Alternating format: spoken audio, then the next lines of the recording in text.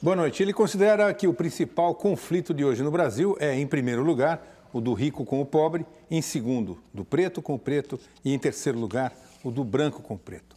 À frente de um dos mais importantes grupos do rap brasileiro, o que mais público atrai para seus shows de rua e que já vendeu mais de 1 milhão de CDs, ele é considerado a voz da periferia pobre de São Paulo e faz da sua música um protesto e uma denúncia contra o racismo, o crescimento urbano caótico e a dura vida nos bolsões de pobreza da cidade. Numa rara aparição na TV, Mano Brown está hoje no centro do Roda Viva. Ele é líder e vocalista dos Racionais MCs, grupo de rap que surgiu há mais de 20 anos no Capão Redondo, região de Campo Limpo, uma das áreas mais populosas e pobres da Zona Sul de São Paulo. Você acompanha a entrevista num instante.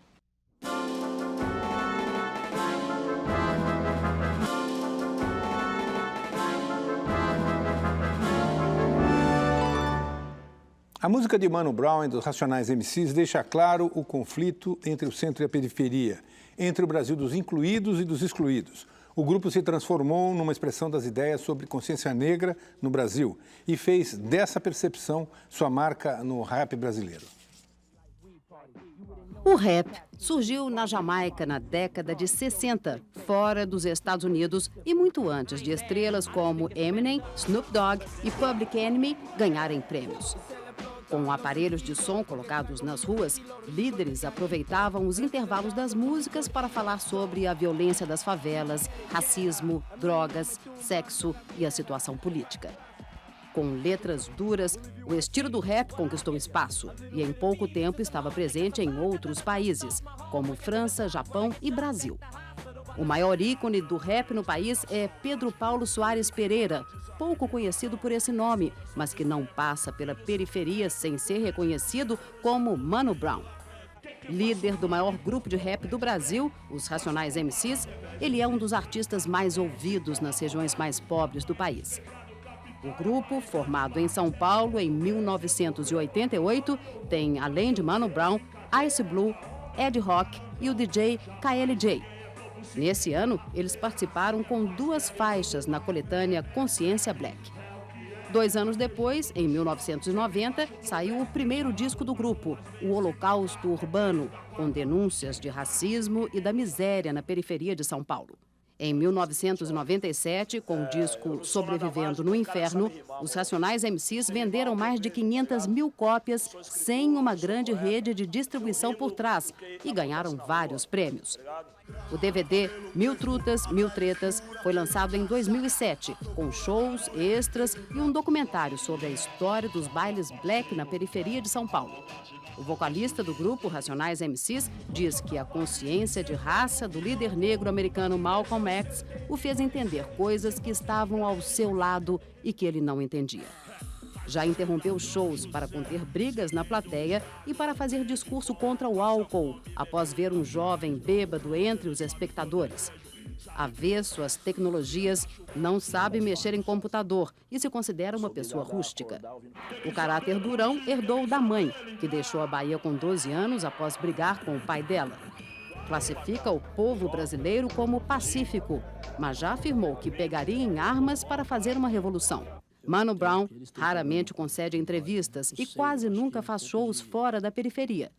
Já declarou que o seu verdadeiro público está lá. Foi quem o colocou no topo e precisa ouvir o que ele tem a dizer. Atualmente atinge também a classe média, falando de drogas e marginalidade. Ah, se a vida fosse sempre assim, o palco, o show. Ah, se a vida fosse sempre um show, seria bom. Para entrevistar o líder dos Racionais MCs, Mano Brown, nós convidamos Paulo Lins, escritor, professor de literatura e roteirista de cinema. Convidamos Renato Lombardi, jornalista da TV Cultura, Maria Rita Kel, psicanalista, Ricardo Franca Cruz, editor-chefe da revista Rolling Stone Brasil, José Neumann, editorialista do Jornal da Tarde e comentarista da Rádio Jovem Pan e do SBT, Paulo Lima, editor da Trip. Temos também a participação do cartunista Paulo Caruso, registrando em seus desenhos os momentos e os flagrantes do programa. O Roda Viva é transmitido em rede nacional de TV pela rede pública para todo o Brasil e também por meio da Rádio Cultura AM em 1.200 kHz. Para você participar do programa, você pode fazer sua pergunta pelo telefone 11 3677 1310, 3677 1310, ou pelo fax 3677 1311. E pode também mandar a pergunta, a sua crítica, a sua sugestão pela internet, acessando o site do programa www.tvcultura.com.br/Roda Viva. E você manda o seu e-mail. Boa noite, Mano Brown. Boa noite. Numa das poucas entrevistas que você concedeu e que a gente acompanhou aqui pela pesquisa que foi feita para o Roda Viva, você se define como uma espécie de espelho, um espelho que retrata a realidade. Nesses quase 20 anos em que você está na estrada como artista, como compositor, o espelho Mano Brown registra alguma coisa de melhor ou a realidade piorou de lá para cá? Eu diria diferente. Diferente. Se eu dizer que melhorou, pode parecer assim... Melhorou um grão de areia, entendeu? Sei. Dentro do que a gente vê como o que precisa ser melhorado. Então, eu me recuso a dizer que melhorou, mas também eu não sou cego de perceber mudança. Mudou. Mudou. Entendeu? Mudou para agora... Menos do que deveria ser necessário? Bem menos do que deveria. Bem menos do que poderia. E na arte? Por exemplo. Quer dizer, você começou fazendo música, sim, na periferia, mas só era ouvido lá. Hoje você tem e o seu grupo tem um espaço na chamada grande mídia. O problema Isso é que mudou? não era ouvido nem lá. Nem lá. Entendeu? Não era ouvido nem lá. Porque periferia é onde tem mais critério, mais bom gosto para música. Entendeu? É onde se analisa mais, se ouve mais e se dá mais atenção, eu acho. Então, quando não é, não é. Entendeu? Não tem meio termo. Não é. Periferia é assim. Então, quando a gente começou, simplesmente não existia. Então, as pessoas não entendiam daquela roupa, as correntes grossas.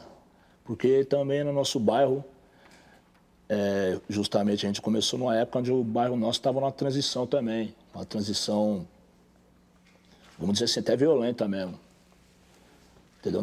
Hoje em dia, você usa o boné, usa uma roupa, você anda numa banca de 10, 15 caras tranquilo. Antigamente você tinha que, não vou dizer disfarçado, mas houve uma época que na nossa quebrada você era um alvo, né? Tipo assim, justiceiro, extermínio. E foi justamente quando nasceu Racionais, nessa fase aí. Então lá era mais difícil. Até do que nos outros lugares mesmo. Lá na nossa quebrada era mais difícil. Rita? Eu queria saber sobre, já que você pergunta o Paulo Marcon perguntou de melhorias, o que você acha de movimentos sociais que surgiram também nesse tempo que os Racionais estão aí na estrada? Tem um movimento lá no Capão, quer dizer, não é no Capão, é em São Paulo, mas que é muito expressivo no Capão, que é o MTST, Movimento de Trabalhadores Sem Teto. Tem até uma ocupação lá que está brigando bastante. Uhum. E o MST mesmo, eu gostaria de saber a sua opinião sobre esses dois movimentos sociais, se você é otimista com a presença deles no Brasil ou não. Sim, então, junto com esses, eu vou dizer os que eu acompanho mais, certo? Tem alguns movimentos que hoje são organizados dentro do Capão, que eu acompanho alguns de perto. Esses eu considero como mudança real, tipo, ter o Capão Cidadão, que é uma organização dos próprios moradores pelos moradores, tipo, nós por nós, tá ligado? Deles. Lá de moradores lá, pessoas são criadas lá, nascidos lá, para com a população deles, os próprios parentes, filhos, afilhados, entendeu? A família nossa que todo mundo tem lá. Então a gente é o que eu acompanho de perto. As outras organizações talvez eu acompanhe de longe. E de longe, o que você acha do MST? Perguntando o que eu acompanho de longe, eu acompanho, tem um cara preso, certo? Lutando por uma causa que não é só dele, que é de milhões. E ele vai, pelo que eu estou vendo, vai pagar sozinho, é isso? Não sei, acho que não. Tem muita gente presa. Falar que estão querendo pôr o cara preso, que ele está lutando por uma causa que é de muitos, né? Eu acho que é José Rainha, é isso? Isso. Eu tenho que dizer que eu sou um cara que eu leio pouco mesmo. Sou mal informado sobre muitas coisas, mas as coisas que me interessam, eu me informo, entendeu? O Brown, nessa linha, você, por exemplo, o que está acontecendo em Brasília é um negócio que você presta atenção, essa movimentação toda, esses escândalos de corrupção, você se liga nisso, acompanha de perto? Não de perto, mas eu acompanho. O que você está achando, por exemplo, da forma como o presidente Lula tem se posicionado diante dessas confusões envolvendo o PT, dessas denúncias de corrupção e tal? Eu vi numa das entrevistas suas aqui dizendo que Talvez o Lula estivesse melhor fora daquela cadeira de presidente, que, na tua opinião, é a cadeira mais solitária do país, né? Eu queria que você falasse um pouquinho do Lula, especificamente. Eu gosto do Lula, sou eleitor do Lula, apoio o Lula, falo bem do Lula em qualquer lugar. E não espero benefício por isso. Não conto com nenhum benefício vindo do Lula ou de qualquer que venha do PT. Se vier, firmeza, mas eu não espero por isso. Eu acho que o Lula é um cara que ele veio de baixo, certo? Ele sabe que dar a cabeça dos amigos dele para os inimigos, ele não vai dar, entendeu? Ele vai esperar a justiça se fazer por conta própria. Eu acho que ele está posicionado certo. Eu acho que não é da índole dele entregar um amigo dele que deu mancada, entendeu? Ele não faria isso. Eu acho que ele sabe o que é isso. Ele não faria isso. Agora, ele vai deixar descobrir, e se descobrir, é pau no gato, é lamentável. Bom, tem bandido no poder legislativo, tem ladrão no judiciário, tem ladrão no executivo. Tem empresário que rouba, que sonega imposto, que bota dinheiro para fora. Cartola de futebol, até jogador está fazendo isso. Então a gente vive nisso há muitos anos, todo mundo sabe disso. É muito difícil falar com um garoto pobre, preto, que vive na periferia, que ele tem que ser honesto, diante desse exemplo. Por que eu falo isso? Porque você falou que assim, ele se espelha em quem está mais perto. Agora, o exemplo do Brasil, se a gente for ver do modo geral, é muito maior do que está perto. Tem muito ladrão no Brasil todo. Fica difícil você falar para uma criança sem pai, que passa fome e tal, que ele tem que ser honesto, que ele não pode roubar? Eu chego a dizer que eu nem considero eles desonestos, né? Dentro da realidade das armas que eles têm para lutar, do que eles aprenderam como meio de sobrevivência, eles são honestos. Eu tenho certeza que com os parceiros deles eles são honestos, com a família deles eles são honestos, com os manos que estão presos eles são honestos, tá ligado? Eles são honestos com quem é honesto com eles, entendeu? Onde está a honestidade são valores, né? Quando você fala que um assaltante de banca é desonesto, você tem que olhar para a sociedade. Se a nossa sociedade é honesta, a nossa sociedade eu costumo falar para os manos, quando a gente está conversando, que a nossa sociedade é criminosa, é omissa. Ela é cega quando quer, surda quando quer. Omissão é crime, né? Então, acho que se você for categoria de criminosos, entendeu? Tá todo mundo na mesma, na igual. Tá. Mas a saída não seria lei para todo mundo? Mas a lei não é para todo mundo. A lei não é para todo mundo. E nunca vai ser para todo mundo. Nunca vai ser para todo mundo. Mas peraí, a maioria do povo, lá no Capão Redondo, na periferia de São Paulo, nos bairros pobres, a maioria é honesta. A maioria trabalha, a maioria caminha, vai a pé da sua casa. Então, esse é o verdadeiro herói brasileiro. O herói brasileiro não é o que delinque, não é o que se torna bandido para se dar bem. O herói brasileiro é aquele que trabalha. E lá no Capão Redondo, de onde você vem, você sabe disso.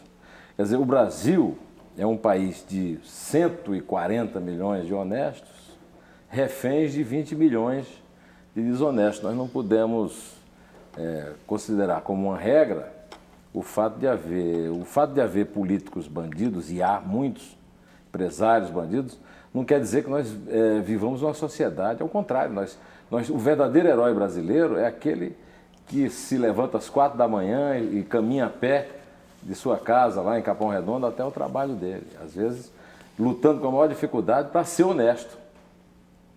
Parece letra de rap, isso aí que você está falando. Utopia igual. Felizmente, na realidade, a gente sabe que os heróis estão cada vez mais humilhados, né? Sem direito, sem escola, sem hospital. Então, os moleques podem saber que ser herói não vale tanto a pena, entendeu? O herói que só apanha. Mas o cara também que vai para o crime, a vida dele é curta, também ele tem um lucro ali imediato, mas também ele não tem, a longo prazo, ele não tem um benefício assim tão grande não, né, mano? Mas é o seguinte, é quando o sujeito está no inferno e resolve dar um tapa na cara do diabo. Porque a periferia não é tudo igual, nem todo mundo é igual.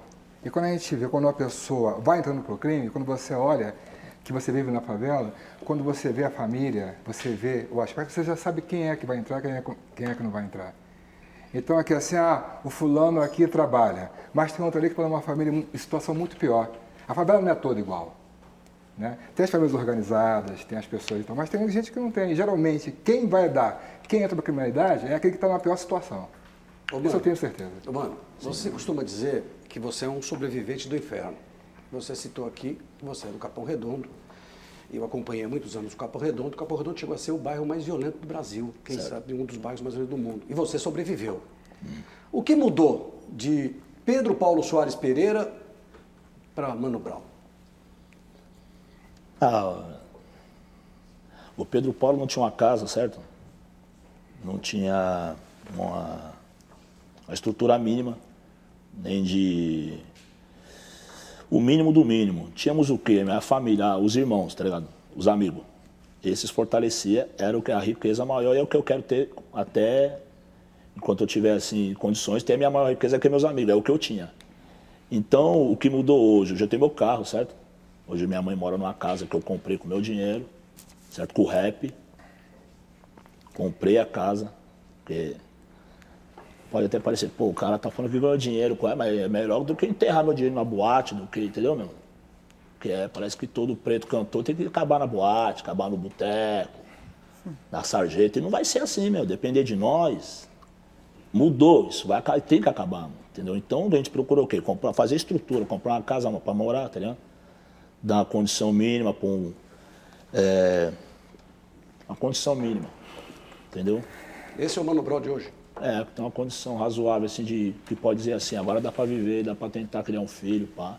E qual é a mudança do Mano Brown, que no começo da carreira cantava raps que falavam de amor, que falavam dos próprios bailes, e passou para dizer o seguinte, eu tenho um trecho aqui de onde você diz: você fuma o que vem, entope o nariz, bebe tudo o que vê, faça o diabo feliz. Como é que é isso, essa mudança?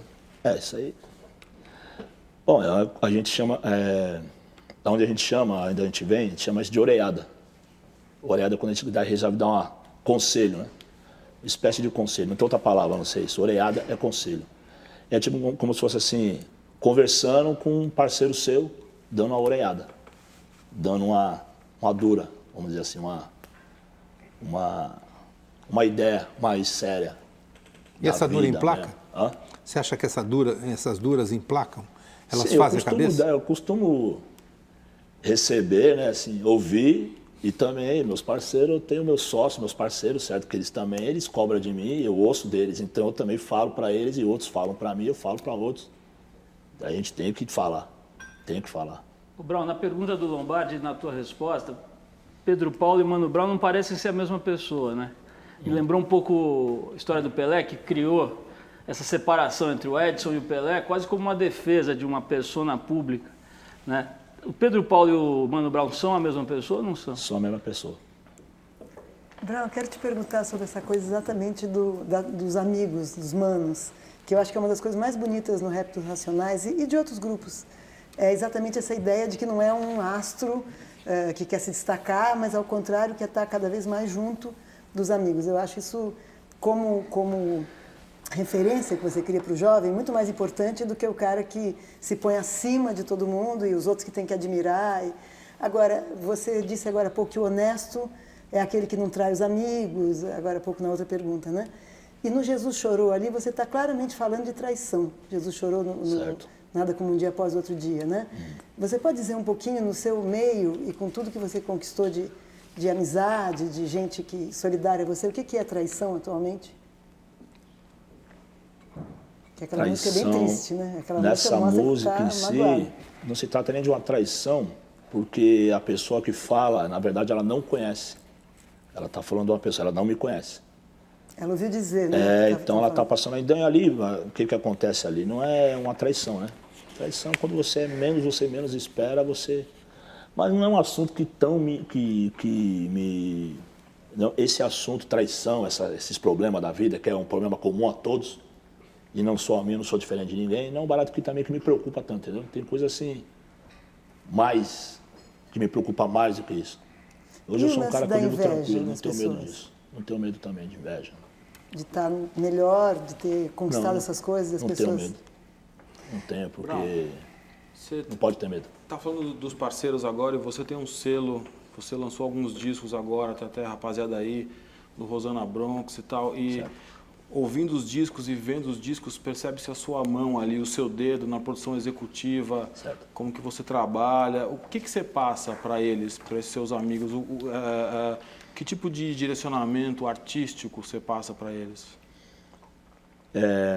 Para eles nunca ter vergonha de mostrar o que eles aprenderam, o que eles sabem fazer.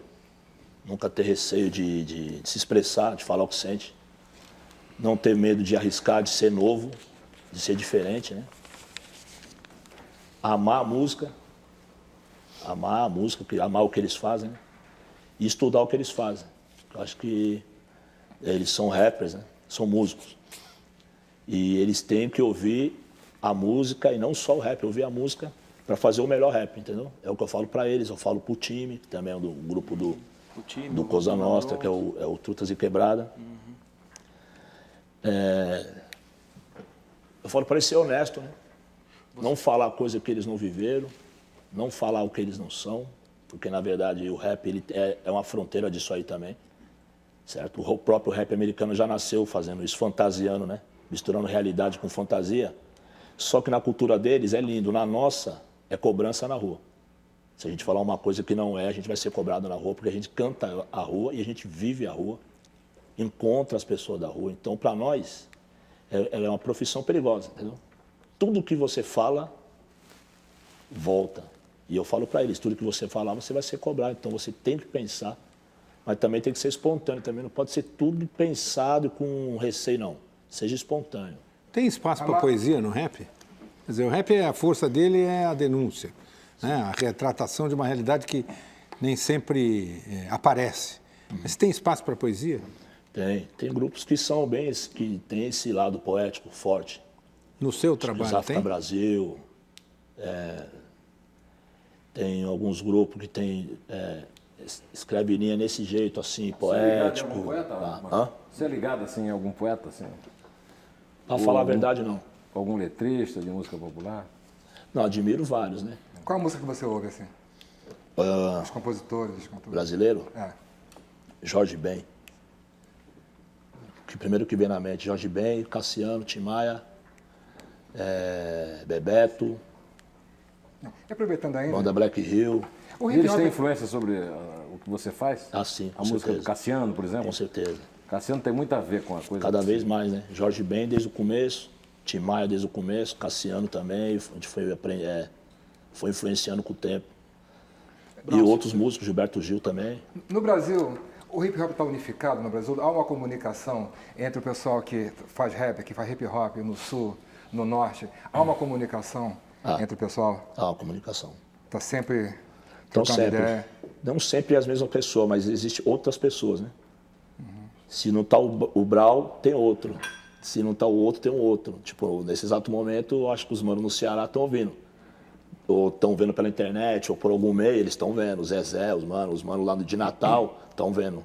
Os manos lá do Sul, eles são tudo interligados. Eu já fui em encontro deles onde estava um de cada estado. E se encontrou todo mundo no Sul. Os caras, marca em São Paulo, que é no meio, que é neutro. Tipo assim, que é longe, né? O cara mora lá no alto e marcou no sul. Mas é louco, você vê os manos de sotaque diferente, falando das mesmas coisas, dos mesmos problemas, né? Agora, assim, eu tive lá em Pelotas, junto com o Ferrez, até por sinal, e fomos ver um grupo de rap lá, e vi que assim, realmente funciona, as ideias, as conversas são as mesmas do Nordeste, do Sul, tudo igual. Nesses 20 anos de Racionais, como é que você avalia o movimento? Como é que o hip hop está no Brasil, desde quando começou até hoje? Aliás, Paulo, eu só queria emendar aqui a pergunta do rapper e colaborador do Metrópolis, aqui da TV Cultura, Rap Hood, que é mais ou menos nessa linha, a gente junta as duas. Vamos ver. Salve, salve, toda a rapaziada do Roda Viva. Satisfação estar aqui, vendo o Mano Brown sendo entrevistado. Brown, satisfação estar falando contigo, parceiro. Você tá ligado? Miliano. Para você que é um rapper da antiga, que veio daqueles bons tempos, do metrô São Bento, o começo, o início, na Galeria 24 de Maio, eu queria saber de você qual a principal mudança que você vê no rap, no hip hop, daquele tempo para hoje em dia. E queria saber se você acha que essa mudança é positiva ou negativa. Valeu. Beleza. Happy Hood é parceiro. Primeira coisa que eu acho positivo foi o número, cresceu numericamente. Isso aí, se falar que é negativo, é positivo. Cresceu em números, né? Hoje a gente vai de norte a sul do Brasil, tem grupo de rap, tem posse, tem organização, tem uma ONG, tem um quartinho, tem um escritóriozinho, ou o escritório é na esquina, mas os moleques estão fazendo as coisas. Então a gente, você tem que ver que os números são ao nosso favor. E eu falava isso aí há 20 anos atrás, os números pesam para o nosso lado. Nós temos que saber trabalhar os números são nossos. Quem tem a maioria é nós, quem tem a massa somos nós, né? A gente tem que fazer esse peso virar para nós. Então, e esse número, você está ganhando, mesmo que você queira ou não queira, os Racionais estão ganhando um número muito grande de ouvintes, de fãs na classe média. Né? E tem uma mudança aí, talvez, na atitude do grupo, porque no Sobrevivendo no Inferno, acho que tinha um rap que dizia que não adiantava o boy querer pôr o CD de rap no carro para se fazer de malandro. E no Vida Louca, tem uma hora que você disse, acho que está bom, não lembro qual faixa, que você diz o seguinte, eu entrei pelo seu rádio e peguei o seu filho. Né?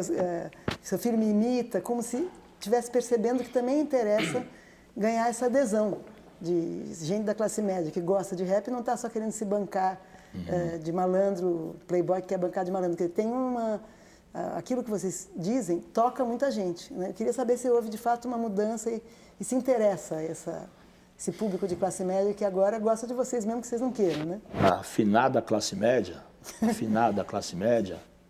que existem os emergentes e os decadentes, né? Os decadentes, que a crise apertou a vários setores, inclusive os classe média, certo? Eles têm que entender o mundo que cerca eles.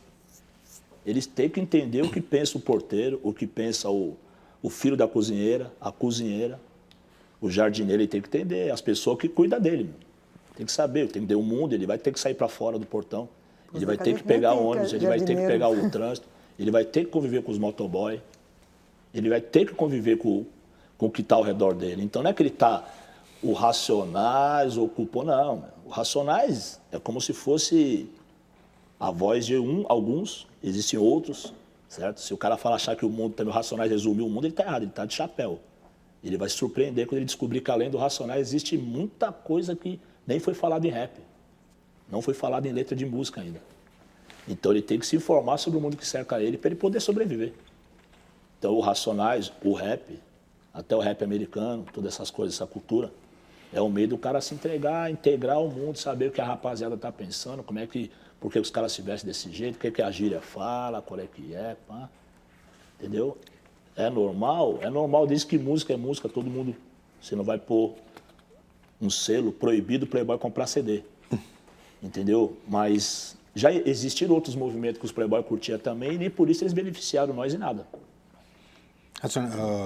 Mano Brown, vamos fazer um rápido intervalo, nós voltamos no instante com Roda Viva, que hoje tem na plateia os parceiros de Mano Brown nos Racionais MCs. Ice Blue, vocalista, KLJ, o disc jockey, e Ed Rock, vocalista. Até já.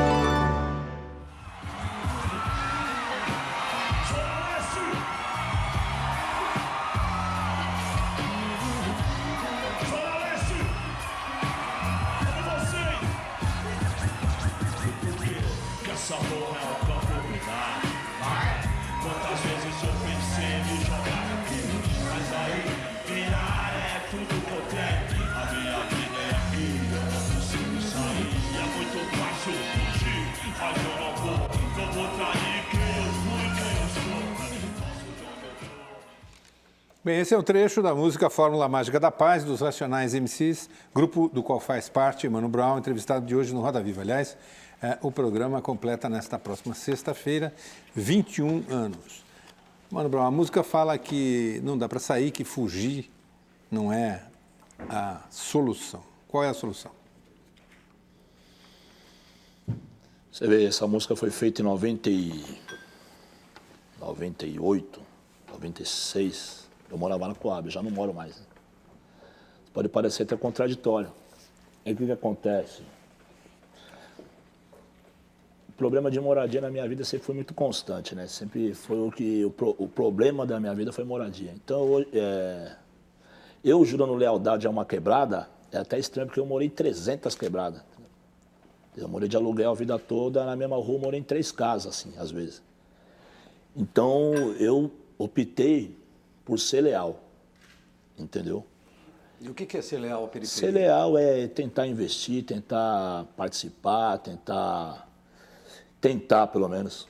Não é executar, também é pretensão, vou executar, não é assim. Depende da opinião de 1.000 pessoas, 1.000 mentes diferentes, que é inteligente igual você e que pensa diferente. Você tem que negociar. Periferia, sei lá, vamos fazer e está feito. Você tem que negociar, tem que explicar por que o dinheiro é escasso, para investir tem que ter um porquê, tem que investir certo, não pode errar. Não tem espaço para errar, não tem dinheiro sobrando para errar. Então, você convencer as pessoas que dá para investir no bairro, era um barato que eu tinha na minha mente naquela época. Hoje, eu acho que dá para você... Eu até entendo se as pessoas quiserem sair do bairro. Eu aprendi a entender isso. Porque existem lugares onde o problema é crônico, não vai resolver. Como você vai resolver a situação de uma favela, que é construída num terreno, vamos dizer assim, uma palavra íngreme, que se usa, né? Íngreme. Pirambeira. Barrancão, o cara constrói a casa dele, gasta o dinheiro dele, sei lá, de uma carreira, numa empresa, para construir uma estrutura de uma casa, construir, fazer um sobrado, dar um acabamento legal. Falou, pô, mas tem gente que investiu a vida ali, ele vai ter que melhorar aquilo ali, ele vai viver ali. Mas quem não quiser também tem o direito de sair. Você entendeu? Eu passei até essa visão depois dessa música. Entendeu? Quem quiser sair tem direito de sair. Tem direito de procurar um jeito de se situar melhor, porque eu também fui obrigado a sair. Não saí por opção, fui obrigado a sair. Procurar um jeito de morar. Independente das letras, né, das suas músicas de orientação, o que mais o teu grupo faz para poder orientar, para poder abrir a cabeça das pessoas, né, que estão dessa juventude toda que está aí com droga em tudo quanto é esquina, com violência em tudo quanto é esquina? O que mais vocês fazem, independente das letras e do show, da mensagem que vocês passam? Eu vou te falar um negócio cabuloso agora. Por incrível que pareça, o lugar onde tem menos violência hoje é uma favela. Entendeu? Onde tem menos violência hoje é uma favela. Você vai ver violência no asfalto. Dentro de uma favela tem controle. De quem? Do traficante? Não, da população, da opinião da maioria e da justiça. E a violência da polícia? E do certo, não? O certo tem que prevalecer. Não interessa. E a violência da polícia? Entendi. E a violência da polícia? Que você fala bastante nas letras. Sim, já é um outro assunto longo, né? Que pergunta... faz parte. Então, se a comunidade não se une, se não tem alguém para unir a comunidade e ter uma organização mínima, vira alvo fácil para qualquer tipo de força exterior, polícia ou outras forças ruins.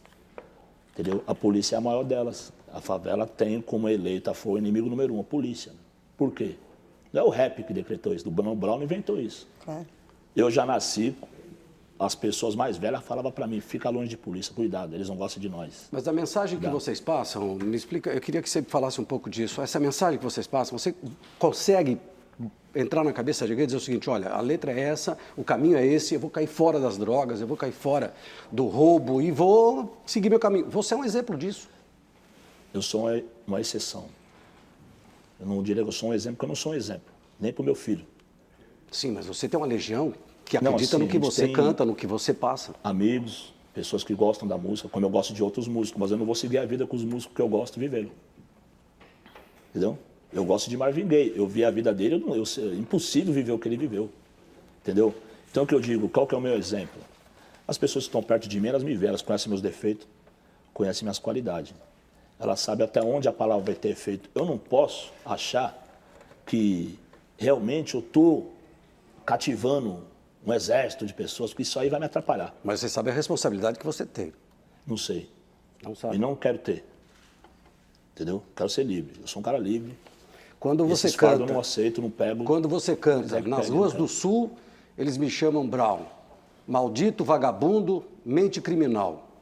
o que toma uma taça de champanhe e também curte tubaína. Fanático, melodramático, bom vivant, depósito de mágoa. O que você quis dizer nisso aqui? Sim. Nossa, é muita ideia, né? Mas me chamou a atenção aqui, realmente sim. é... A gente fala... Vamos lá então, vamos separar aqui, vamos lá. Certo. Nas ruas do Sul eles me chamam Brau, maldito, vagabundo, mente criminal. Certo. Fala um Bom, pouco antes de sobre mais nada é uma rima, certo? Claro. A gente faz, dá aquela... Sim, rima sim, mas é pesado. Pra ficar legal, certo? Pra ficar bem pá mesmo. Mente certo? Você criminal curte, você é de música, você tá ligado. É pesado. E também a realidade também é explicitamente, é isso mesmo, as pessoas me chamam de Brau mesmo. Eu sou criminoso sem ser, ou sou, entendeu? Talvez eu seja realmente. Na verdade, nós somos, todo mundo aqui é criminoso. Quando a gente aceita o Brasil que a gente vive e a gente tira onda, vai tomar cerveja, comer pizza, fazer samba, nós somos tudo criminosos. Por isso que eu te falei da responsabilidade, que assim, eu sou jornalista, então a gente denuncia, a gente critica, a gente investiga. É o que é o teu caso, você passa a mensagem, a tua mensagem ela vai para muita gente, vai do garoto de 12, 13 anos até o adulto, que está naquele pé no barco que está para ir e não vai. Isso veja bem o mundo que a gente vive, né? Eu tenho que ter consciência com o seguinte, o Racionais é um grupo de rap, o rap é um gênero, existem vários gêneros musicais onde a juventude ouve, não ouve só o rap, periferia não ouve só rap. Dentro da música negra tem pelo menos os outros 8 ritmos que disputam a preferência das mesmas pessoas, tá ligado? Dentro da periferia, tem forró isso, forró universitário, samba aquilo, reggae, não sei o quê, tá ligado? Tem várias divisões, todo mundo curte um som negro, algum som. Periferia curte som negro mesmo, forró, pá, certo? E o rap é mais um, o rap nacional é um, tem o rap americano ainda. Quantas pessoas vão nos shows que vocês apresentam, em média? Relativo. Já cantei para 20, já cantei para 20 mil. 20 mil Uma coisa, pessoas. aliás, em relação ao rap, André Fernandes, aqui de São Paulo, pergunta o que é diferente entre o rap americano e o brasileiro? Acho que o rap americano é mais evoluído. Eles alcançaram um lugar onde eles deveriam estar mesmo. Hoje eles usam a mídia a favor deles. Eles usam a máquina é podre, eles usam tá fazendo a favor. Já que é podre e não vai melhorar, eles fazem o dinheiro vir pro lado deles. A gente sabe que... Mas o discurso social lá não é tão forte quanto aqui, né? Eu já não estou nessa fase de exigir de um cantor de rap o discurso social. Por quê? Porque o rapper é um músico. Eu acho que quem tem que falar de sociedade é quem sente. Se não sente, não tem que falar. Não é porque é rapper que tem que falar de problema crônico, sociedade e tal. Acho que o cara tem que ser livre. O compositor, o letrista. Você não pode chegar, pegar um moleque que está agora começando dentro da casa dele, num cômodo, e jogar, fala desses problemas aqui que é sua cara, jogar um fardo de 200 quilos nas costas do moleque, sendo que dentro da casa dele mesmo ele não tem o mínimo para ele. Entendeu? Ele tem que lutar pela vida dele. E o rap é isso também, é lutar pela sua própria vida também, individual. Lutar pela sua sobrevivência, é Mano, isso. como é que você compõe, mano? Como é que é o processo de composição para você? Como é que você bola uma letra dessa? Como é que você chega nessas rimas? Como é que é a tua rotina nisso aí? Primeiramente necessidade. Se eu não cantar rap, eu não como. Certo? Eu tenho filho para criar. Eu preciso cantar para viver, né? Isso então aí. eu preciso, de alguma forma, eu ia fazer algum tipo de som, de música. Se fosse que Deus me permitisse mesmo de eu estar na rua, livre, trabalhando, eu ia tentar a música. Certo? E geralmente, eu escrevo de dia. De noite eu não escrevo, não tenho saúde para escrever à noite, não tenho resistência. De noite eu faço outras coisas, né? Vou para a rua. Para escrever, meu cérebro não funciona bem. Eu escrevo de dia. Não precisa ser lugar tranquilo, nem beira de praia, essas pegadas eu não curto. Mas é uma coisa que pinta assim uma inspiração Natureza, ou é uma coisa que você vendo árvore, trabalha? escrevendo, Assim? eu não sou assim. É uma coisa que pinta assim uma inspiração ou é uma coisa que você fica trabalhando? Eu vou fazer, eu vou escrever? Não, inspiração, inspiração é assim. Inspiração é aqueles 10% que quando você tá acabando o que você sabe, aí Deus manda aqueles 10% que você ajuda você a terminar um som. Inspiração não vem toda hora. Você tem que estar trabalhando o cérebro mesmo. Ô, Brão, por que você Está resolveu... praticando. Por que você resolveu vir aqui hoje? Eu sei que você acabou de falar, os americanos usam melhor a mídia, etc. Né? A gente sabe que você controla bastante a tua exposição na mídia, o grupo inteiro, etc. Por que você resolveu vir aqui hoje no Roda Viva? É um programa que eu já assisti várias vezes, certo? mesmo sem ter muita noção às vezes eu não tinha noção do assunto, as palavras são meio difíceis, mas eu ficava prestando atenção no comportamento do cara que estava sendo entrevistado. Já vi uns caras que tomou pancada aqui. Eu tô achando suave, né? Hoje está light. Tá suave, não sei porquê, né? Tá suave, tô até estranhando. Agora, religião. Fala um pouco de religião. Por exemplo, o samba, a questão do negro no Brasil. Desde que o negro chegou no Brasil, foi perseguido, foi escravo e tal. Depois, pós-escravatura, foi perseguido. A Umbanda foi perseguido, o Candomblé foi perseguido. E hoje, né, o negro ainda é perseguido. E hoje a periferia tem uma boa parte que é evangélica. Sim. E por que isso? Como é que você vê essa situação da periferia ter esse levante evangélico? Agora veja bem, né, meu? A nossa cultura sempre foi associada a muita coisa, entendeu? A nossa cultura, desde o rap, o samba, o candomblé, as nossas coisas são relacionadas, de uma certa forma, a coisas negativas. E muitas vezes essas coisas realmente convencem as pessoas, porque o massacre de informação, as pessoas vão se afastando realmente. E isso, ao longo dos anos, você vai perdendo número. Aconteceu isso com o candomblé, entendeu? Eu acho que é também essa... Eu sou um cara que eu vou em igreja evangélica, certo? Deixar aqui já bem... Gosto, admiro, mas nasci dentro do candomblé. E os evangélicos combatem o candomblé, né? Sou contra quem combate. Mas eles combatem. Acho que Jesus não pregava isso. Jesus não pregava a opressão. Que eu estou certo, você está errado, eu estou salvo, você está perdido. Eu acho que nesse posicionamento os crentes erram. Não existe ninguém melhor do que ninguém, não existe ninguém salvo ainda. E nem condenado ainda, enquanto está respirando. Mas isso que a Maria Rita perguntou, veja bem, o candomblé é a religião mais livre que existe. É uma religião que respeita muito as outras, não é isso, Maria? Enquanto que os evangélicos são exatamente o contrário, quer dizer, são aqueles que... se juntam com os políticos para fechar as tendas de candomblé. Faz exatamente o contrário do que... O homem ele usa errado tudo que ele põe na mão, né? Jesus não pregava isso. Oprimir, fechar, bater, mandar prender, usar o governo, usar o prefeito, para mandar... Está errado. E onde é que você acha que os evangélicos acertam? Porque por alguma razão você deve ter essa proximidade. Eles acertam a Deus sobre todas as coisas, é o que eles fazem de certo. De adorar a Deus sobre todas as coisas. A partir daí pode ter erros, né? E os evangélicos te aceitam bem? Vamos dizer assim, é uma porta aberta, né? Onde aceita pessoas assim, que estão precisando, certo? De paz, precisando de uma tranquilidade, um lugar onde você acredita que você vai estar ambientado. E a igreja é um lugar onde você pode entrar, sentar e ficar lá. Estamos falando de igreja, vamos falar de casamento um pouco. Você é casado há muito tempo já, né? Um aspecto da tua vida interessante, porque hoje você vê artistas e tal, dificilmente o cara tem um casamento estável e muito tempo. Queria saber a importância disso para você se manter inteiro, né? Ter um casamento sólido e já com longo tempo. E queria saber também de onde vem esse tipo de ideia. Por exemplo, numa das tuas músicas aqui tá dito o seguinte: fale o que quiser, o que é verme ou sangue bom, tanto faz para a mulher. Não importa de onde vem nem para quê, se o que ela quer mesmo é sensação de poder. Acho que é estilo cachorro, né? Queria que você falasse um pouquinho da importância da mulher, da sua mulher na sua vida e da mulher como um todo. Como é que o rap encara e trata a mulher? Não, então, deixar uma coisa bem clara, né? Esse rap, deixa ele de lado aqui, agora vamos falar da minha mulher. Não tem nada a ver uma coisa com a outra, certo? São assuntos diferentes. Bom, no caso do rap, além da brincadeira, é claro, para mexer com as mulheres, para trazer um pouco de mulher para o rap também, porque elas gostam da provocação, a realidade é essa. Elas gostam. A partir do momento que você trata, pelo menos, você relata ela como um ser inteligente, que já em outras músicas já retrata como animal mesmo, como mais ou menos aquela história da loira burra, por exemplo. Não vou dizer nomes de música, porque eu nem pensei nessa música, mas, por exemplo, assim, nessa música do Racionais, a gente não põe a mulher como também uma coisa desprezível.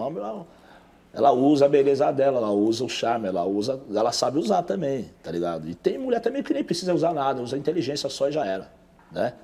É só música mesmo, entendeu? Conta a família, que você perguntou da família. Uma coisa que eu não gosto é de falar sobre minha família, justamente para que dure mais.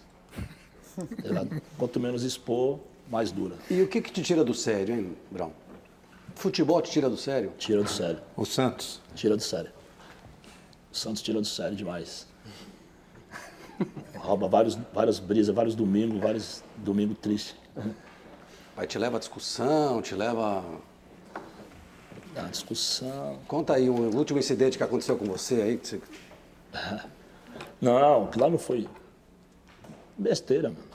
Não tinha nada a ver, não. Os corintianos estavam mais Você foi bravos, apartar a história ou como é que foi? Ou você se envolveu na história? Não, na verdade, todo mundo é uma família só, torcida jovem, todo mundo é torcida jovem, é tudo uma família, certo?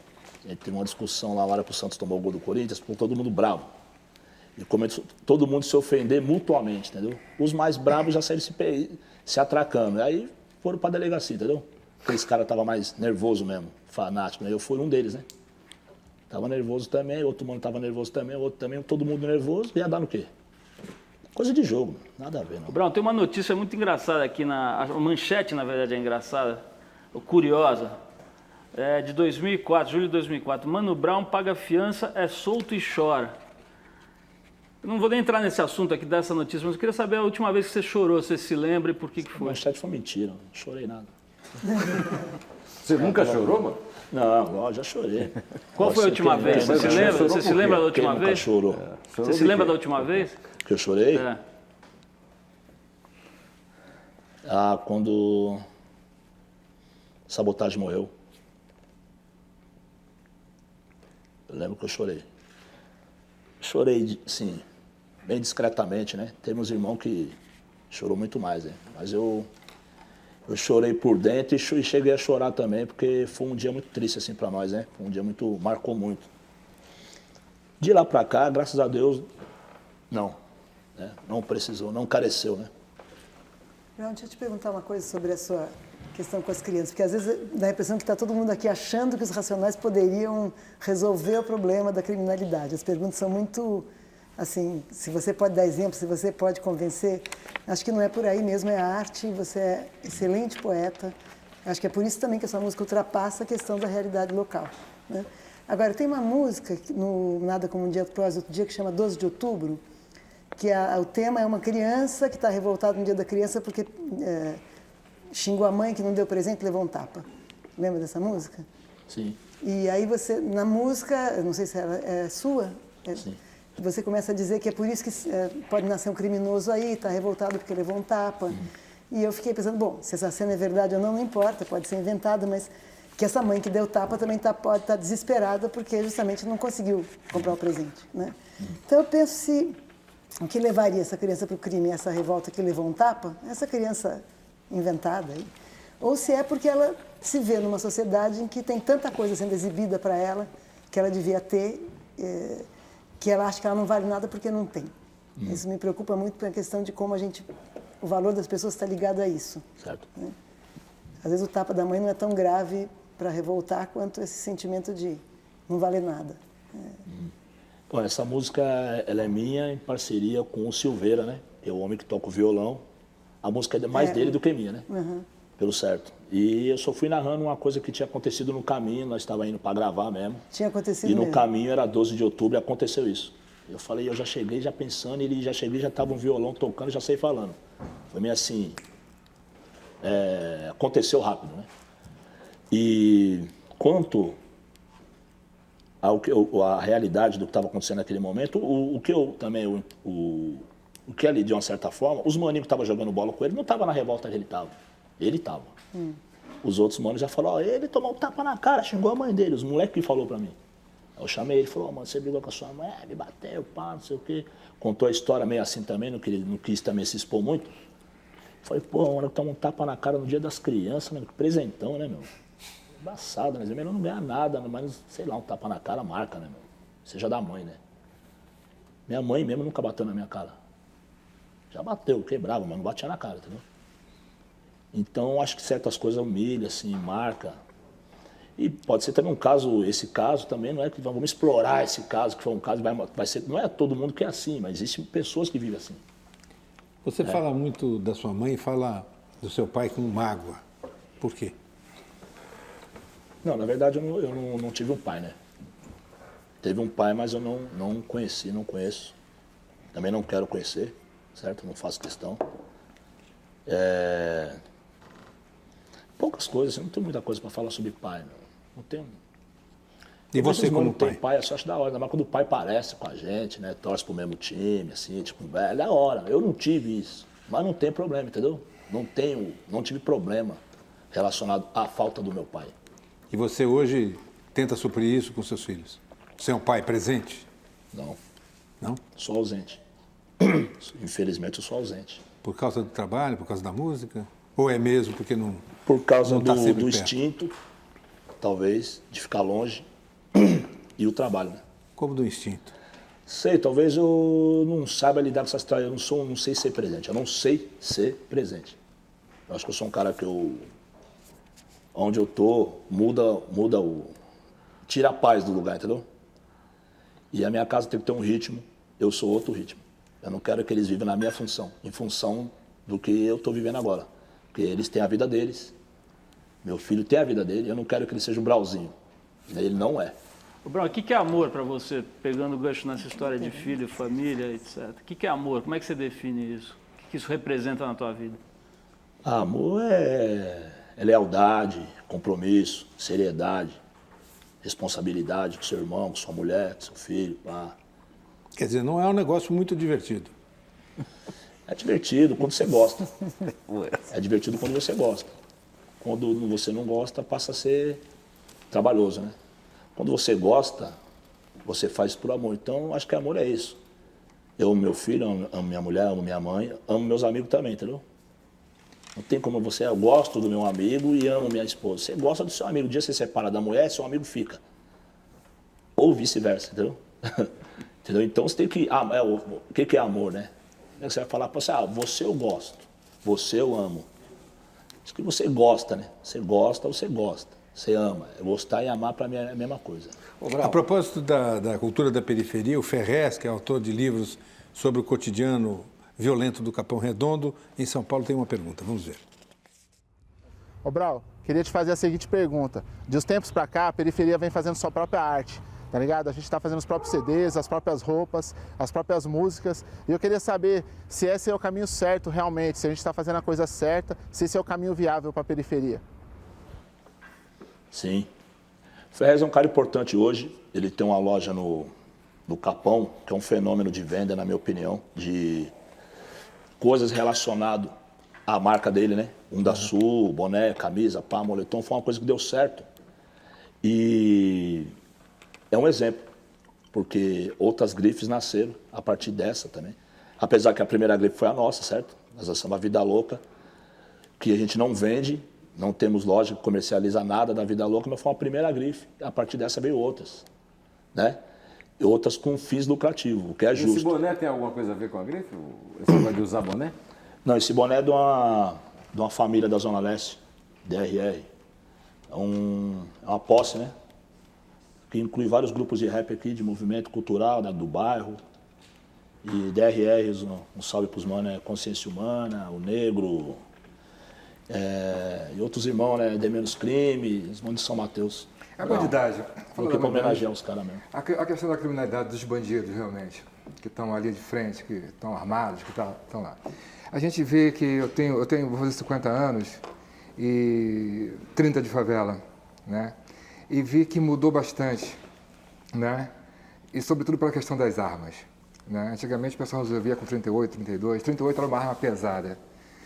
Como é que você vê assim, nesse tempo que você começou a analisar a vida, como é que a malandragem mudou muito, o traficante mudou muito, o ladrão mudou muito? Como é que está hoje? Mano, eu te falar de traficante é foda. Mesmo porque é como se a gente estivesse falando até dos nossos, entendeu? Dos nossos amigos, da nossa família, do nosso parceiro, dos caras que estão lado a lado. Muitas vezes é o traficante que nós estamos falando. Nós estamos falando de sofrimento, por exemplo, aqui assim. Hoje em dia, né, são mais novos, são mais velhos. Essa é a questão. Não é falar do traficante, mas... Os mais sábios. Os mais sábios conseguiram ficar mais velho e os que conseguiram se manter pegaram uma fase diferente. Eles, com certeza, eles acham mais fácil hoje. Os mais velhos, eles acham mais fácil. E hoje, você está falando sobre favela, né? Sobre vida dentro da favela. Sim. O que é uma favela? Como é que é uma organização de uma favela? A gente sabe que a favela precisa da organização. Como é a organização da favela hoje?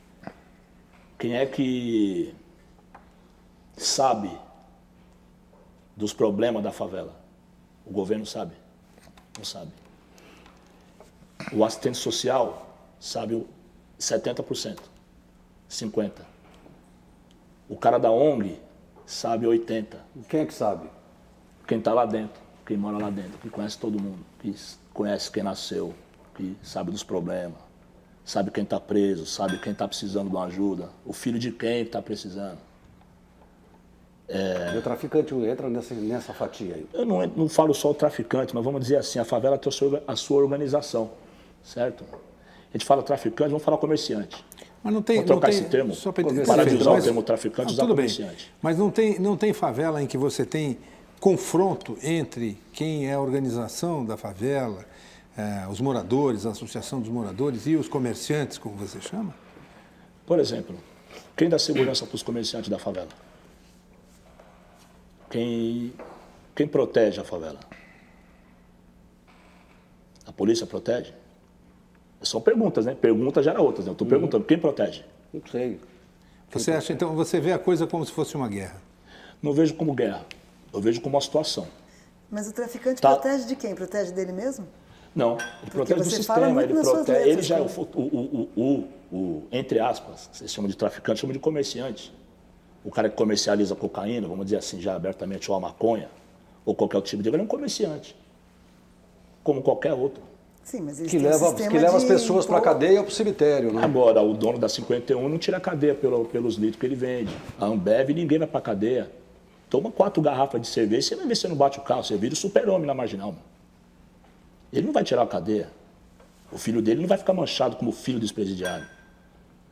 O que faz mais mal? Uma dose de 51 ou um cigarro de maconha? Não, mas aí tem uma discussão então sobre Não, mas eu não estou te perguntando se você usa.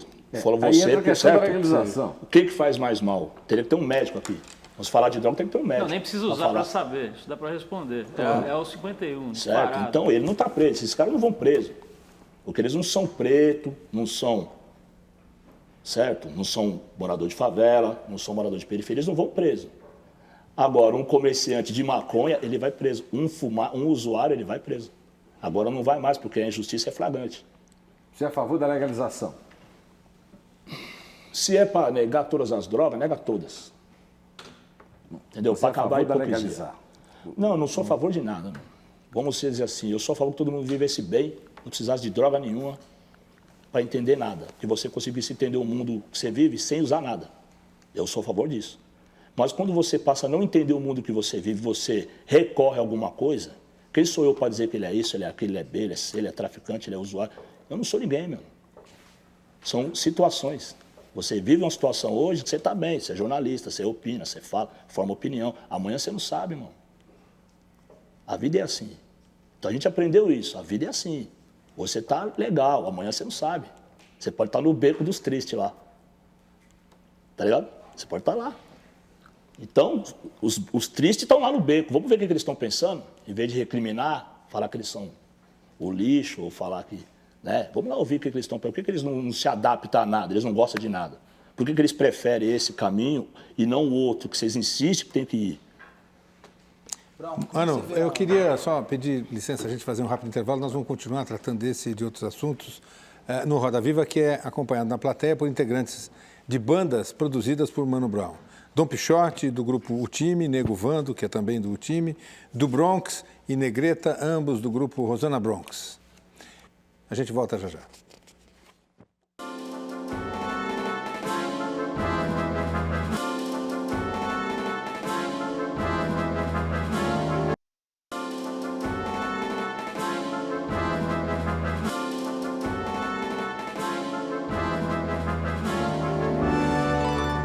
Estamos de volta com Roda Viva, aqui hoje em entrevista Mano Brown, do grupo Racionais MC. Mano, a pergunta é de Marcelo Mirizola. Ele pergunta o seguinte: você já cogitou que preto pode pensar como branco e branco pode pensar como preto? E que as ideias podem acontecer independentemente da cor de quem pensa? Na verdade é isso mesmo. Agora são culturas diferentes, né? com exceção dos maninhos que é branco e mora lá dentro da quebrada, mora dentro da favela ali no cotidiano, que ouve samba, curte rap, já anda igual, usa camisa listadinha, bombetinha, já é preto também. Fora do nosso mundo, você pode, aí você fala assim, o resto é branco. Se dá pontos pra lá, vamos dizer assim, não tem branco. Eu tenho um amigo que é loiro do olho verde, fala, mas você é negão. Por quê? Porque ele fala como, ele anda igual, ele se veste, ele curte, ele é o mundo que ele vive. É uma questão de classe social, então? Se é branco ou preto? Convívio, cultura. Não basta ser pobre também. Você pode estar lá convivendo e não gostar. Você pode estar vivendo lá e não gostar. Tem cara que mora lá dentro e vira polícia, justamente porque ele não gosta do que ele está vendo. Ele não gosta dos caras que ele vê na rua, ele não gosta. Entendeu? Você pode viver lá dentro e não gostar. Na verdade, periferia é isso. É 1000 pessoas, 1000 universos diferentes. 1000 mentes diferentes. Brau, 1000 inteligências. Falando em pobreza, em convívio social que você está dizendo agora, tem uma entrevista tua de 2001 aqui que tem uma fala sobre o seguinte: dá condição para as pessoas ganharem o seu dinheiro. O povo não quer ganhar nada de graça. Ninguém quer ser filho de assistência social. Isso. O favelado tem orgulho. Isso. Se o PT ganhar a eleição e começar a doar salário para as famílias que estão desempregadas, com o tempo não vai mais dar resultado. O cara que vive do seguro do governo é a parte mais baixa da sociedade. O que você está achando dessa Bolsa Família e dessa política do governo atual? Quer dizer, o PT ganhou a eleição e está fazendo exatamente isso que você falou. Como é que é a tua análise hoje dessa história de Bolsa Família, por exemplo? Bom, tá ruim, mas tá bom, né? O invés. Tá bom, mas tá ruim. Vamos dizer assim, não é a solução ideal. Eu acho que o trabalhador, o pai de família, ele tem orgulho próprio, ele quer manter a família dele independente da ajuda do governo. Não é uma coisa que ele vai se orgulhar e pelo contrário, ele vai procurar até deixar de ser discretamente. Se ele for um usuário desse benefício, ele vai ser discreto ao máximo. Não Isso é um balança o orgulho vamos dizer assim, não é uma coisa que humilhe também a pessoa. Porque o governo tem certas obrigações com o seu povo. E dá o mínimo de estrutura, de escola, de ensino básico, ou de um hospital decente, uma creche decente, uma escola decente, é o mínimo. E uma renda mínima para você poder pôr seus filhos na escola, ter um material, uma roupa de escola, e eles poderem ter a alimentação que uma criança precisa para poder aprender. Uma coisa é você comer, outra coisa é você comer e poder se desenvolver com o que você come. Tem certo tipo de comida que você não é, mano. Você come e daqui a pouco você já está com fome e você não aprende nada, porque a concentração é o básico da escola, é concentração.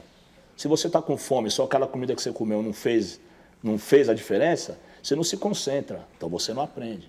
E essas ONGs todas que estão entrando nas periferias do Brasil inteiro, né? Aparentemente o lado rico da sociedade está entrando através das organizações não governamentais, etc.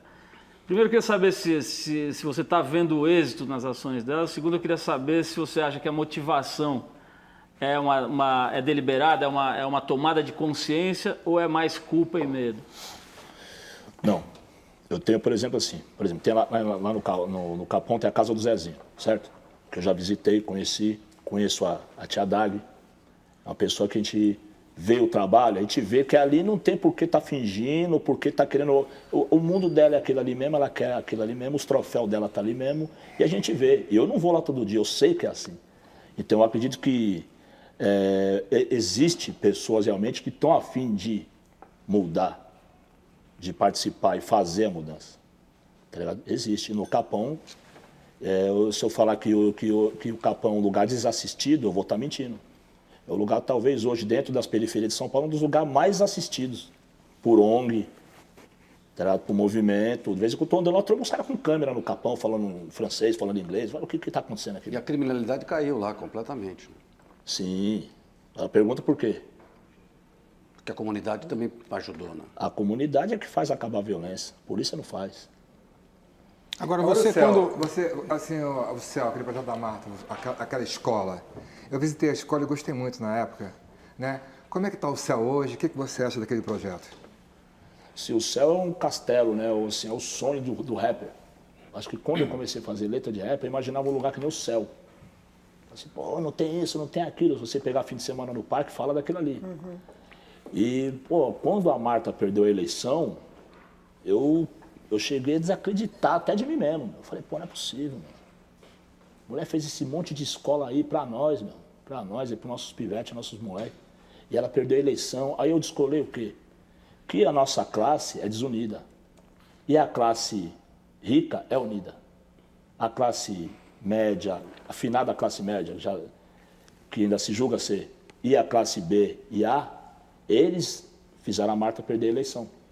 E a nossa classe, que tinha que ter elegido ela, a gente estava dividido. Mas o céu no momento continua, da eleição, eu encontrei meus amigos divididos na boca da urna. Mas o que O céu continua. Né? O que dividiu? Que tipo de... Valores diferentes, valores que não deveria nem ter vindo à tona. Tipo assim, a mulher separou do marido e tá com outro cara, um argentino, umas pegadas que, tá ligado? Que foi juntando uma coisa com outra e foi, tipo, gerando, não vamos dizer uma antipatia, mas vamos dizer assim, um desafeto, assim, tá ligado? Falar, não, eu prefiro aquele outro lá com cara de... que não tá com nada mesmo e vão votar nele mesmo. Mas todo mundo sabia que a Marta ia fazer diferença, mas votou contra. Tá, é um tipo de revolta que eu não entendo. Eu falei, eu cheguei a discutir com os caras na boca da fora, como assim você vai votar no Serra, mano? Como assim você vai votar no Serra? Mas fechou o céu lá? Hã? Fechou? Não. Meu filho é usuário do céu. Meu filho vai no céu. Meus sobrinhos vão no céu. E como é que está o Meus céu hoje? priminhos vão no céu. Mas o céu estava como... Hoje ele funciona do jeito que quando começou? Ou tá... Na verdade, o jeito que teria que funcionar realmente, eu não sei como que teria que ser, 100%. Mas o que eu vi lá, acho que só de você estar lá dentro, convivendo com aquelas coisas, tendo aquele universo para você viver lá ali dentro, explorar aquilo ali, já é uma glória. Agora, se vai dar resultado, daqui 20 anos nós vamos ver. Se vai sair um Beethoven lá do Capão. Quando você disse que leu a biografia do Malcolm X, aquele líder negro americano, você, quer dizer, numa das poucas entrevistas que eu li sua, você mencionava que queria sair de lá fazendo a revolução. O discurso que você faz hoje não é exatamente o da revolução, é? O que é que mudou? Assim, eu, na verdade, hoje eu me nego até a dizer que eu tenho um discurso. Eu acho que discurso é corda para se enforcar, entendeu?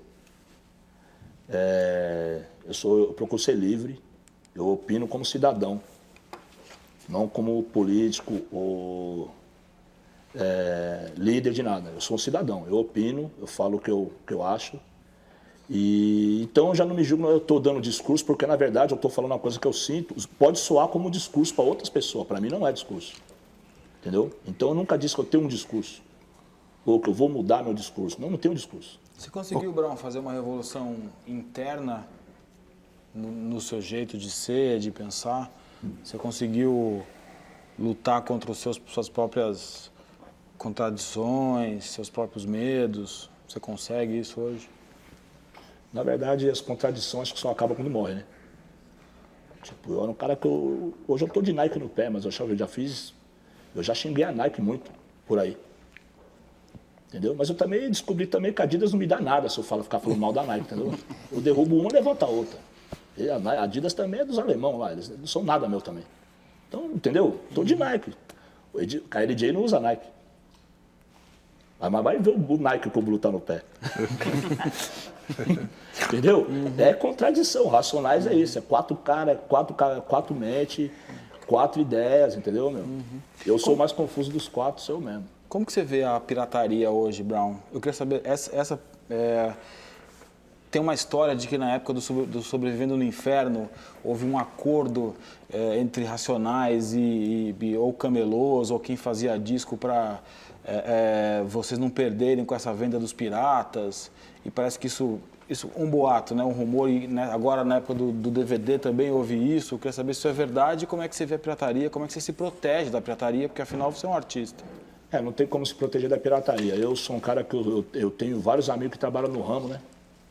No ramo da pirataria, do comércio, da pirataria. Eu conheço os irmãos que estão na rua vendendo, eles veem, ô, Brau, assina aí. Eu falo, pô, pirata não assina, irmão. Pô, mas não é sobrevivência, eu entendo, cara. Na verdade, quem fica rico é o chinês.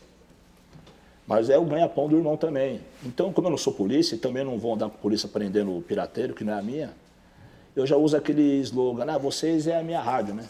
Vocês tocam o dia inteiro a minha música no centro da cidade lá e divulga e me ajuda. Eu não vendo, o que eu não ganho em venda, eu ganho com outras coisas que eles me dão. A pirataria me dá notoriedade, me põe minha música na rua. Esse papo de acordo é chaveco? Não existe acordo. Tem um respeito, certo? Porque é uma classe também, certo? São trabalhadores também. Se tivesse um meio melhor para trabalhar, com certeza eles estariam lá. Ia estar correndo da GCM no centro, certo? Vamos fazer mais um intervalo. Lembrando que a entrevista de hoje é acompanhada na nossa plateia por Sérgio Ricardo Souza Silva, bancário, Caroline Zeferini, estudante de jornalismo, Pedro Calado, estudante de economia da PUC, Fausto Eike, bancário, e Caio Blatt, ator. Até já.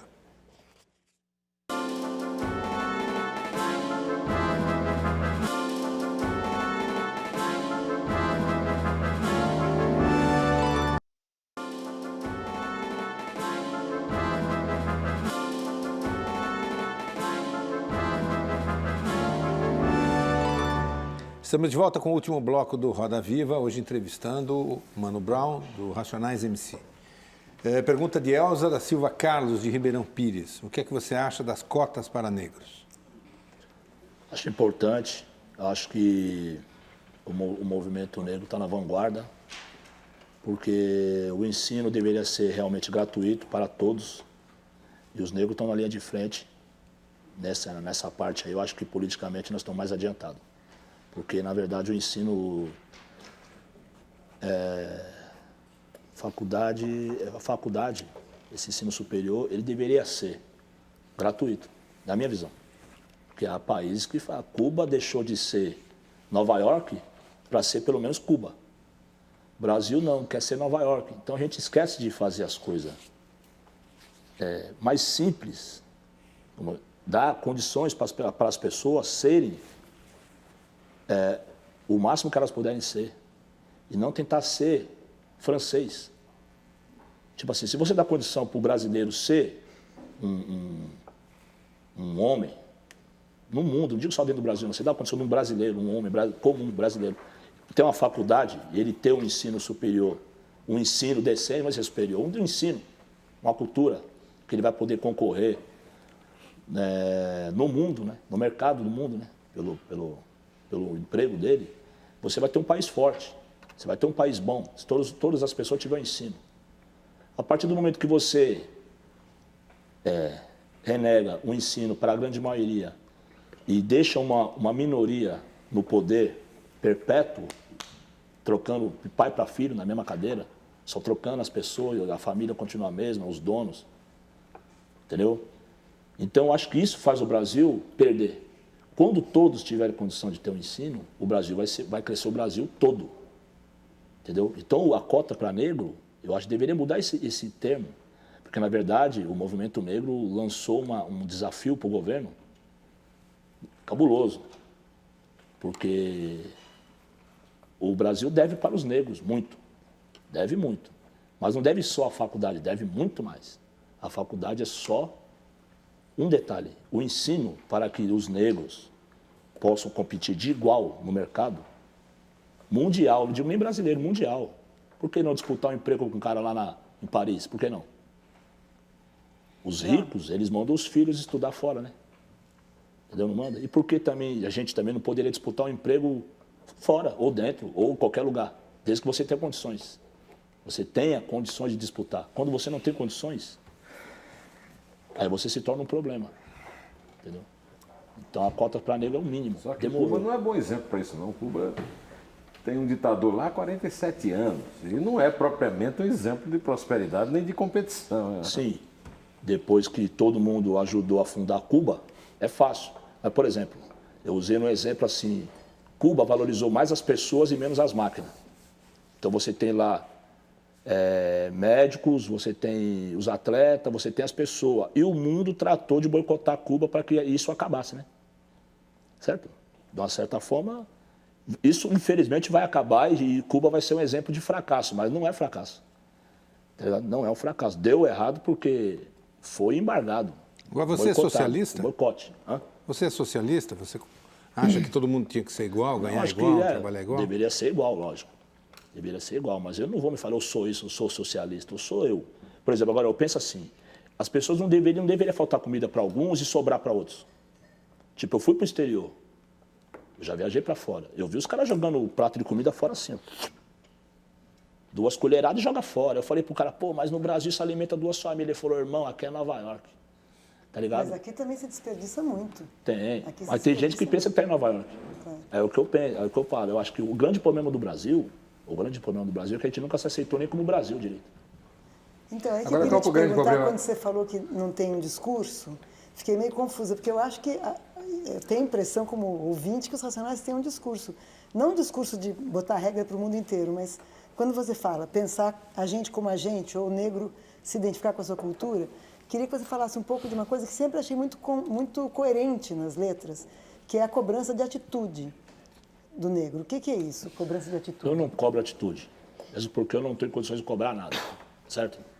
Eu sou Mas um cara o que que sou você chama cobrado. de atitude? Eu sou cobrado. Atitude. Tem aquela Atitude júri vem de quê? De racional, por agir, exemplo, né? que o Agir, negro é né? julgado, né? A atitude vem de ato, né? Ato, agir. Agir. A atitude nem sempre tem que ser da forma que eu faço. Não é isso que é atitude. Atitude é agir. Simplesmente agir. Atitude. Você vê um saco de lixo, certo? Está na frente da sua casa. Você sabe que o carro vai passar em cima e vai acabar com a sua rua, você vai lá, só, simplesmente troca o saco de lixo do lugar. Isso é atitude. Tá ligado? É uma Você vê uma criança, responsabilidade pelo seu lugar. você, pela sua... entendeu? Cuidar de você, meu. Cuidar da sua família, cuidar dos que estão perto de você. É atitude. Qual é o seu grau de instrução, hein? 8ª série. Você não teve oportunidade mais de continuar estudando? Ou... Tive, mas não gostei. Tive assim, eu estava empregado e resolvi pagar o primeiro ano colegial. Colegial, né? É. E não gostei da escola, não me adaptei, não gostei do convívio. E você Saí acha fora. que até onde você estudou foi suficiente para você continuar? Não foi na sua vida? suficiente. Insuficiente. Que tipo de mensagem você passa quando você visita os seus manos nos presídios e nas unidades da FEBEM? Que tipo de mensagem você... Olha, por incrível que pareça, meu, você encontra muita sabedoria dentro desses lugares aí. Dentro de presídio, dentro de cadeia. Você encontra sabedoria, você encontra inteligência acima do normal até, porque naqueles momentos o homem ele realmente se descobre. Tá ligado? Acho que ele descobre aquele lado que na rua era adormecido, ou distraído, né? Um lado distraído que ele tem na rua. Lá dentro você ouve coisas impressionantes. Entendeu? Você fala, como é que você está preso com essa inteligência, cara? Entendeu? Então, que ideia que eu levo? Eu levo companhia. Quando eu vou, eu também não sou frequentador de cadeia, que nem parece. Eu já fui em várias cadeias, eu tenho amigos presos, certo? Eu tenho o Dexter, que é um amigo meu que está preso. Eu tenho o Abraão, que é rapper. Os dois são rappers, são artistas e estão presos. É gente que está fazendo muito melhor para a sociedade na rua. Lá dentro, eles estão inutilizados. O sistema inutilizou eles. O Dexter, o Abraão e outros irmãos que são músicos, ou não, são artistas de alguma forma.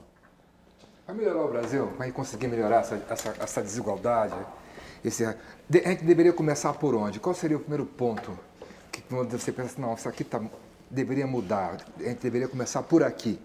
Qual seria a primeira atitude? Pô, eu não estou nesse grau de sabedoria para saber como é que a gente vai resolver. Eu tô no olho do furacão, tá ligado? Do problema. Na verdade, eu faço parte do problema, né? Eu estou igual você, estou todo mundo procurando uma solução, procurando qual que é a melhor solução para mim e para os que estão perto de mim. Aí vai ampliando, né? Aí os que estão perto, os que vai ficando mais longe, você vai tentando ampliar as coisas que você sonha para você e fazer as pessoas sonhar junto com você. Tá ligado? Mas aí você tem aquele... por exemplo, eu não posso aceitar um negócio assim... que eu sou um cara que... Eu sou um exemplo, porque fazendo o que eu fiz, dificilmente a pessoa conseguiria as coisas que ela precisaria, tá ligado? Mas já era, né, Brown? Você é um exemplo, né? Querendo ou não, apesar do fardo não te incomodar de alguma maneira, sei lá, você pega no seu disco mais recente, tem um encarte lá, a foto da molecadinha tal, e tá você lá... Então, não tem muito... Não, assim, o cara se espelha em você de alguma maneira. O cara ou quer se vestir como você, ou quer ter a atitude que você tem, eu ou gostaria quer de fazer outras coisas. Por isso que eu falei da responsabilidade que você tem. Você tem uma grande responsabilidade. Esse tipo de espelho é profundo porque é coração, certo? O cara, quando ele gosta de você e quer usar uma roupa que parece a sua, é profundo. Mas é superficial quando o cara só quer parecer com você. Isso não é bom para ele. Eu acho que eu sou eu, você é você, o humano é humano. Ele vai descobrir o talento dele aonde está. E ele não é o Mano Brown, mas ele também não precisa ser o Mano Brown. Ele pode ser ele e descobrir quem é o verdadeiro, o lado dele, quando eu fui buscar o meu. E estou buscando. Quando você leu o Malcolm X, quando você, sei lá, ouviu o Tupac, essas coisas, você se viu ali de alguma maneira? Não, quando eu li o Malcolm X, eu me vi. Vi tudo. Vi tudo. Pelo menos o mundo, o universo que eu vivia, estava ali naquele livro. Para você, quem são os grandes líderes brasileiros? De todos os tempos, assim. Eu vou te falar, eu sou um cara até ignorante. Se eu te falar, citar nomes, eu vou ser leviano. O Jair, que está aqui presente, ele vai te dar uma lista. Se você perguntar para ele, o Jair te dá uma lista de líderes nervosos que vieram pelo menos 100 anos antes do Brau, antes do Bill, antes do Taíde, antes do Facção Central, Realidade Cruel, Mr. Catra e outros, mano, que vêm dessa geração de músico, falando dessas coisas, né? Existiram outras pessoas antes, que não gravaram o disco, não vieram antes do videoclipe, vieram antes da MTV, vieram antes dessas coisas e lutaram. Fala-se muito do papel que o tráfico, os traficantes, eles ocupam um papel que deveria ser do Estado, né? Um lugar que deveria ser do Estado. Você acha que a música ocupa isso também, de alguma maneira? Sim, a música é presente, né? A música ela tem que ser pelo menos companheira do cara. Ela não precisa ser o pai, nem o psicólogo, mas ela tem que ser pelo menos companheiro. Muitas vezes você quer ter do seu lado um companheiro, não um psicólogo, e nem um pai, nem um padre, nem um pastor. Você quer ter um companheiro que pelo menos vive as mesmas coisas e vai trocar ideia com você à altura, não de cima para baixo. Então eu falo para os manos do rap, o nosso rap não tem que ser professor, nem que ser exemplo, nem líder, né? Tem que ser pelo menos companheiro dos manos, companheiro das pessoas, para estar de igual, ombro a ombro, entendendo os manos. E eles entenderam nossas falhas também. Porque o rapper, de tanto as pessoas falam, ele é o exemplo, ele é o líder, ele é pai, ele é cobrado ferozmente. Brown. Ele é cobrado ferozmente, a atitude que ele deveria ter, que ninguém tem também. Brown, nosso tempo então está acabando. Pode cobrar dele. Eu queria fazer uma última pergunta, já que você disse que ninguém te provocou, eu vou te provocar de leve aqui. A essa altura do campeonato, só de leve. Quando eu era jovem, a onda era o movimento de paz e amor. Festival de Woodstock, rock para todo mundo, né? Todo mundo numa boa. Você é um cara paz e amor? Não. Você é um cara que... Eu sonho com paz e amor, mas a vida não é isso. Você sorriu 8 vezes aqui do programa hoje, isso te incomoda? Já foi a fase de eu me preocupar com, assim, sorrir ou não. Talvez a gente vai ficando mais velho, vai vendo que as coisas não são, os monstros não são tão feios, né? Nem tão fortes que nem parece. Nem o Mano Brown? Ninguém, mano. Mano Brown é um ser humano, meu. Mano Brown é o quê? Um rótulo. Quando eu comecei, eu era Brown do Capão. Aí, na caminhada, me apelidaram de Mano, porque Mano é irmão, entendeu? E o Pedro Paulo Soares Pereira ficou no caminho, então? Entendi? Pedro Paulo Soares Pereira ficou no caminho. Não. O Pedro Paulo, ele vai assumir o cargo dele daqui a alguns anos, ele vai voltar ao posto dele de novo. Ele vai tomar o rumo da vida dele de novo. Mano Brown, muito obrigado pela sua entrevista, obrigado aos nossos entrevistadores. Lembro que o Roda Viva completará no próximo dia 28, 21 anos no ar, sempre trazendo entrevistas as mais diversas, nessa condição absolutamente livre, em que nem sempre a gente concorda com tudo que é dito ali e sempre a gente garante que tudo que seja dito no centro do Roda Viva chegue até o público que acompanha a TV pública no Brasil. Uma ótima semana e até a próxima segunda com o ministro da Defesa, Nelson Jobim. Até lá.